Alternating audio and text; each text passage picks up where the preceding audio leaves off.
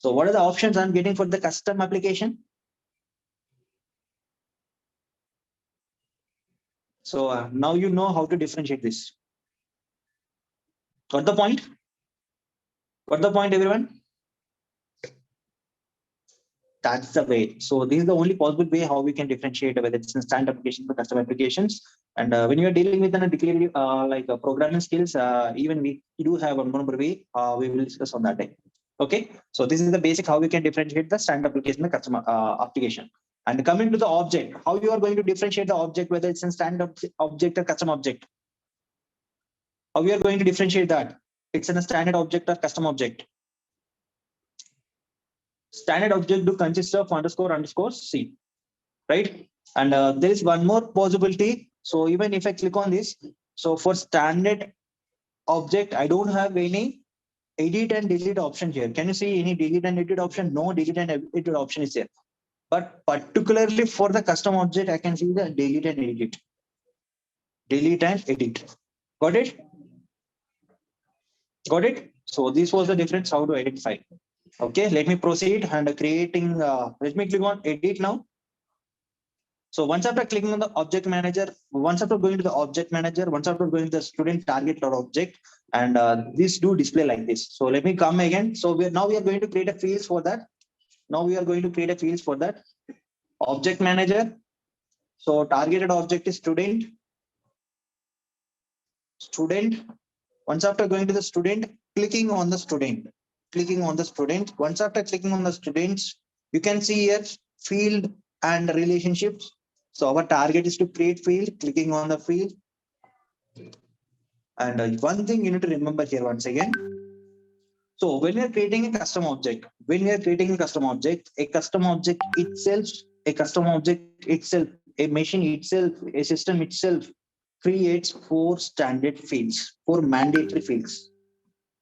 So do we create any one of those fields? Don't tell me that we have created this. This is also in a standard, we do consider that. But when you are creating an object, we need to give the name for this. So these are the 4 standard fields which gets created when an object is created. Sorry, when an object is created. What object? Custom object is created. So what are the last created by, last modified by owner ID and the name? And this is also one of the most asked interview question. Please make an identification here if someone is asking what are the fields to get created when we are creating a custom object.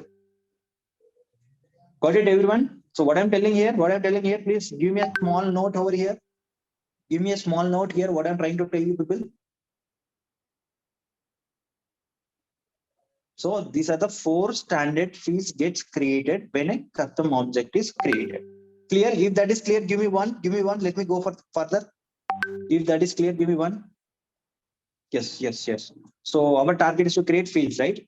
And here you can see there is a new. That means what it is telling? It is telling that this button is helping you to create a new field, custom field. Can you see at the time when I go for the new, it is telling custom field, clicking on that custom field. So these are the data types now. So there are like 21 data types. If I was not wrong with the number, please excuse. So I don't know exact number. So what I know is like there are 21 types of data types here. So in this, so what is our first field we are going to create? What is the first field we are going to create? The first field is like student name. And what is the best data type I can pick from this data type list? See, I can only choose the data type which is there here. Rather than that, in the declarative programming, I can't choose anything. So what I'm asking is like from the data type on the list, from the list of data types, what is the best data type I can choose to create in a student name field? So my answer is like text. You are very new to this. I'm not stressing you to ask all these things. My answer is text. So allows user to enter any combination of letter and number. So cool, that looks fine. And clicking on the text and going for the next. So next, so what is the name we need to give? Student name. Student name. So let me give like this. Label is student name. And how much length we are going to give? So let me give the length is like 30. And the field name is like, this is the API name, student underscore name into text. And the description, if you want to give any description, you can do. And here help text. So let me give help next. enter your name, enter street name. So let me show you that how does this help text helps you. And I don't want to make this field as a required. So if I'm making this field as a required, what happens is when I want to save the data, this field is mandatory. So I'm not doing that. And even choosing unique is not a right option here, because there might be two Rakeshes in the same section, and there might be two records with the same Rakesh. There might be two Hermes, there might be two Fanis, there might be two Rohits, there might be 10 Likitas, there might be 10 Sais, there might be 20 whomever there might be. Okay. So that was that was not a right option here.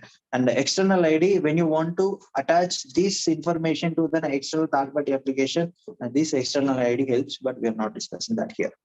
Okay, so just this is the basic information that you need to do here, and just clicking on the next once after that.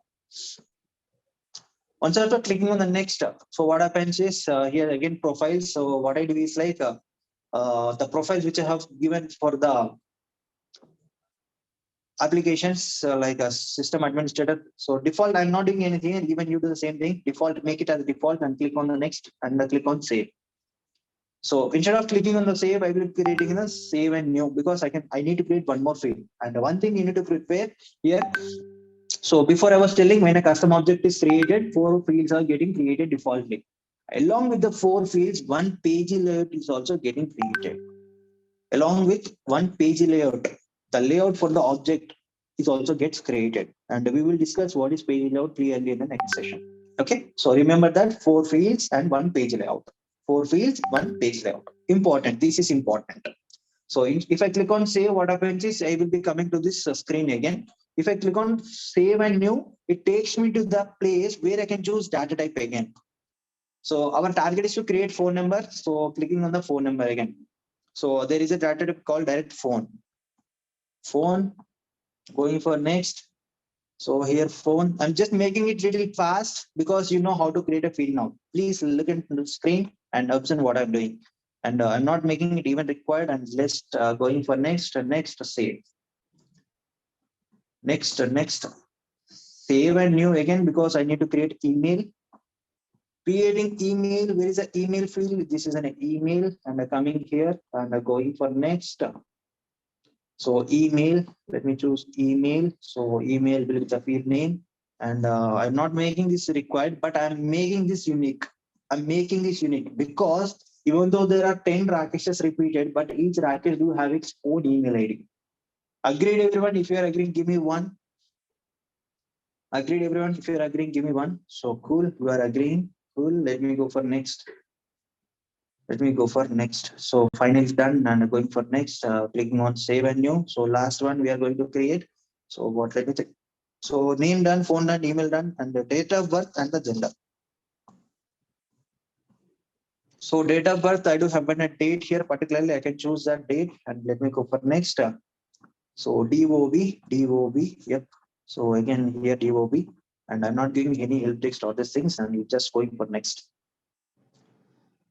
Next, save. Next, save. Do you feel that creating a fields are very simple, and creating an object is very simple, and even creating an application is also very simple in Salesforce, right? Do you agree with me? Does it make you to feel simple, easy?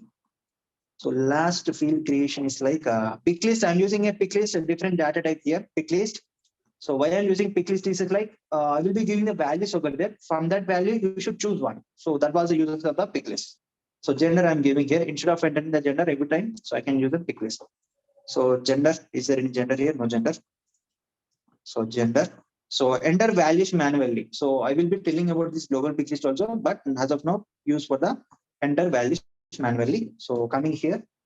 So male, female. So male one value, and the other value I'm giving is female. Should I give another value? Any trans? Not required. Okay. And here there is a thing like display values alphabetically, not in the order you enter. So if I choose this, what happens is first female will comes, later male will comes in the front end, and they use first value as a default value. So if I make this check, what happens is every time when I'm entering the details, I need not enter the details over there, automatically to pick as an